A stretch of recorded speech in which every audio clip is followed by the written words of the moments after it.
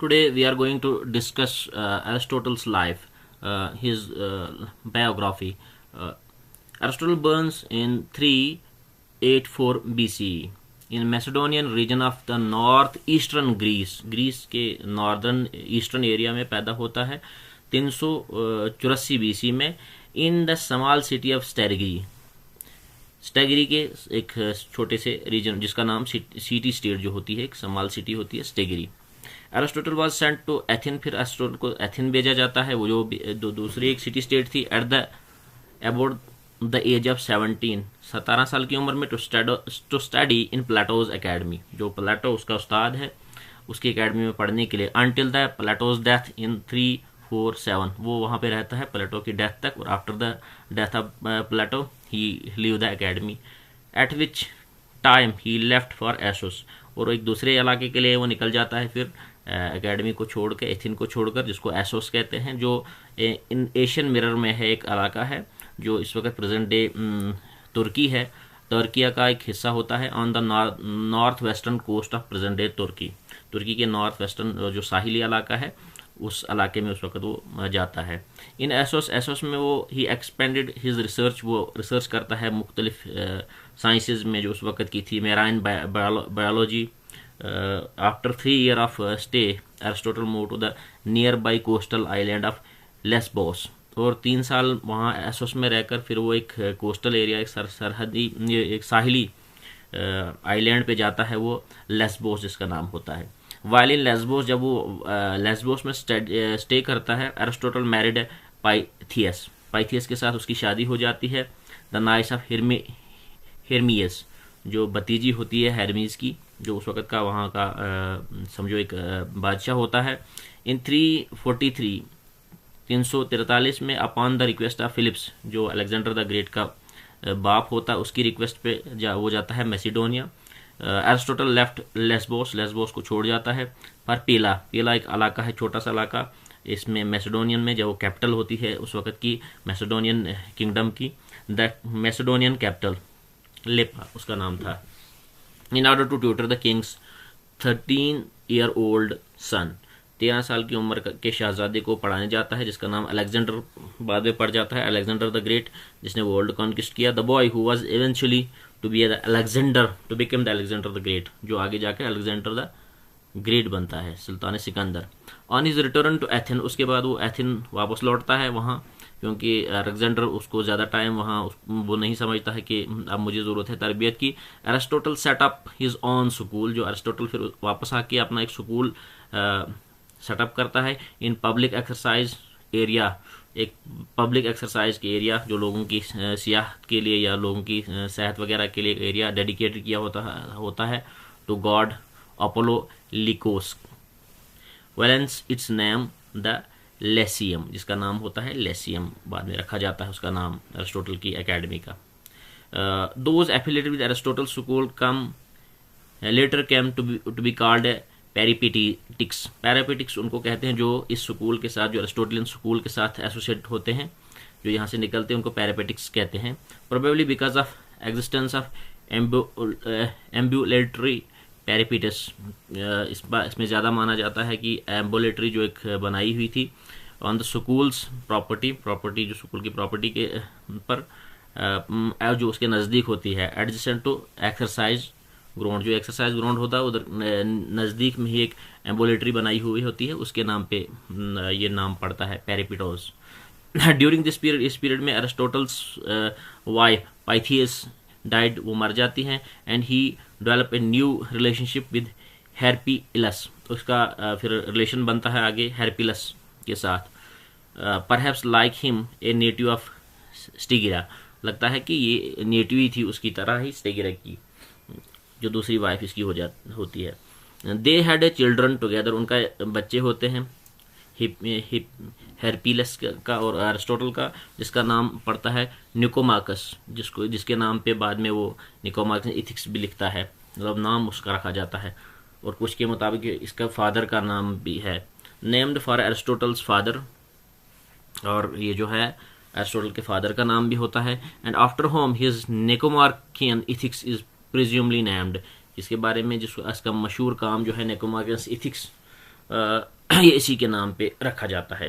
He withdrew directly to Chalcis, यहाँ से वो डायरेक्टली जाता है चेलिसिस के लिए, on Euboea an island off the Attic coast, Attic coast पे एक साहिली इलाका होता है, वहाँ के लिए चला जाता है। And died there of natural causes, अब यहाँ पे अरिस्टोटल की डेथ होती है यहाँ एटिक कोस्ट। अगर आपको क्वेश्चन आ सकता है लास्ट में अरिस्टोटल की डेथ कहाँ होती है, तो ये एटिक कोस्ट पे इसकी डेथ हो जाती है इन 322 BC में। Next, father's name was Nicomachus, father का नाम ही निकोमाकस है, जिसके हमने अब आगे पढ़ा भी, जिसके नाम पे इसने किताब भी बाद में लिखी है। मेडिकल डॉक्टर, जो मेडिकल डॉक्टर होता है, जो चाहता है कि अरस्तु जो है आगे जाके डॉक्टर बने, क्योंकि डॉक्टरी पेशे को यहाँ सेक्रेट रखा जाता था क्योंकि उस दौर में डॉक्टर के पास कोई नहीं आत विजिट करता था, बल्कि डॉक्टर ही लोगों के घर विजिट करता था। निकोमाचस अटेंडेड टू द किंग एमिनटस, जो ग्रैंडफादर होता है अलेक्जेंडर द ग्रेट का, उसके पास जाता है। Father of Philip's, Aristotle's friend, जो एरिस्टोटल का फ्रेंड बनता है Philip's. When Aristotle was about 10 year old, अब यहाँ इसके बारे में आता है जब एरिस्टोटल्स 10 साल का होता है, हिज फादर डैड, उसका फादर मर जाता है। Aristotle was brought up by grand guardian, एक गार्डियन उसे जो उसका निगहबान बनता है, उसकी परवरिश करता है। प्रोनोक्सिस ऑफ एटार्नियस, ये इसका नाम था, प्रोनोक्सिस ऑफ एटार्नियस। प्रोनोक्सिस टॉट एरिस्टोटल, यही प्रोनोक्सिस जिसने एरिस्टोटल के फादर से कुछ साइंसेस सीखी होती हैं, कुछ चीज़ें सीखी होती है, वो एरिस्टोटल को पढ़ाता है।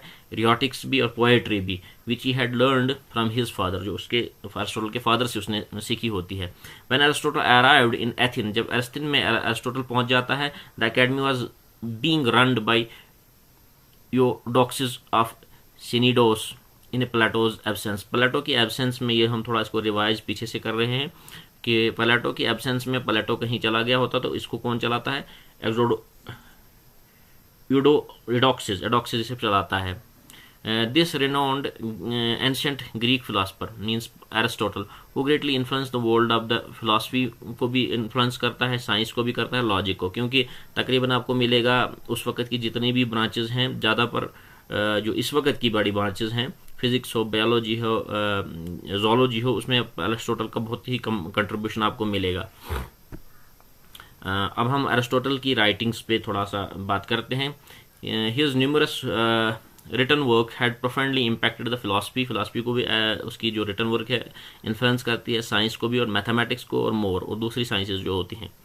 पहला वर्क हम स्टडी करते हैं, Aristotle's Nicomachean ethics is significant work, ये बहुत ही अहम वर्क है इसका। वेयर ही प्रेजेंट्स हिज, इसमें क्या क्या वो प्रेजेंट करता है, थियरी प्रेजेंट करता है on the appropriate way to leave life, जीना किस तरह से, उस पर ये स्टडी यहाँ इसमें डिस्कस करता है। इथिक्स मतलब इखलाकियात के जरिए ज़िंदगी कैसे जीनी है, वो एरिस्टोटल इस वर्क में, इसकी बुक में डिस्कस करता है। He explores the concept of virtue, कि हुनर क्या होता है, गुण क्या होता है, इसी बुक में वो डिस्कस करता है। And their contribution to lead a satisfying life, और वर्च्यूज़ का क्या योगदान होता है, क्या कंट्रीब्यूशन होता है एक सेटिस्फाइंग, एक मुतमईन ज़िंदगी गुजारने के लिए।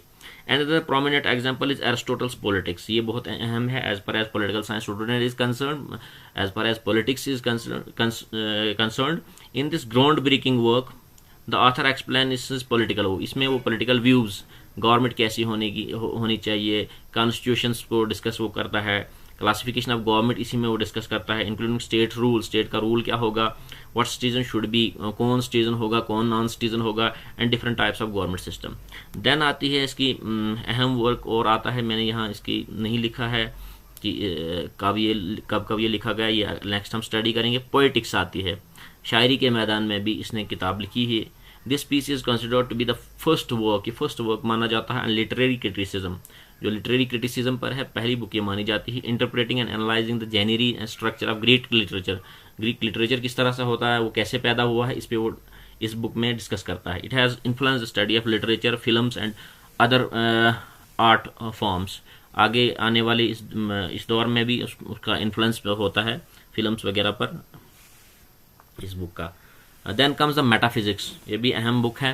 Aristotle is also widely known for his work in the natural science. Natural science में भी एरिस्टोटल बहुत ही बड़ा योगदान देता है, बहुत ही बड़ा इसका कंट्रीब्यूशन है। One of the most popular one is the metaphysics. इसमें जो है मेटाफिजिक्स है, मेटाफिजिक्स कहते हैं जो फिजिकल वर्ल्ड के बियॉन्ड भी इसने बात की है, और नेचुरल साइंसेज में इसने फिजिकल वर्ल्ड की साइंसेज को भी डिस्कस किया है और बियॉन्ड नेचुरल वर्ल्ड पे भी थोड़ा डिस्कस किया है। मतलब नेचर ऑफ रियलिटी क्या है, एग्जिस्टेंस क्या है, ऑन्टोलॉजी क्या है, कॉजेलिटी क्या है, और सबस्टेंस क्या है, फिजिकल वर्ल्ड का सबस्टेंस क्या है, मतलब जो उसका इनर बिल्डअप है वो क्या है, इनर फॉर्मेशन क्या है। This work deals with the fundamental issues of reality. Reality की फंडामेंटल इश्यूज क्या है, हकीकत क्या है, हकीकत से मावरा क्या है वो भी डिस्कस किया, और हकीकत है क्या, और कुछ चीज़ क्या क्या, कुछ ये जो हमें दिखाई देता है इससे मावरा भी है कुछ वो है। देन उसकी एक मशहूर किताब और भी है, वर्क है जिसको उसका ही माना जाता है, वो है physics.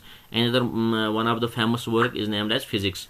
It lets out his view on motion. Motion क्या, हरकत क्या होती है, टाइम क्या होता है, वक्त क्या होता है, space and other prominent concept, important concept को डिस्कस करता है। Later build upon in the scientific revolution, जो लेटर साइंटिफिक रिवोल्यूशन में मदद देती हैं। थैंक्स।